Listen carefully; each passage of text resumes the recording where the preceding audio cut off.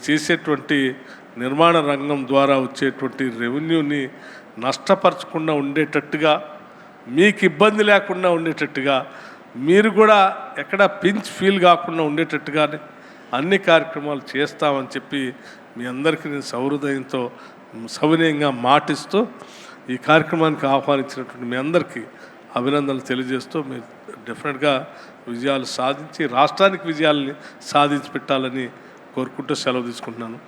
Or the PV Narasimha Rao Expressway were all set up in our time. We will work further, and it is after the government has come that regional ring road with an investment of 22,000 crores has been sanctioned. We are going to build radial roads from inner ring road to outer ring road and outer ring road to regional ring road.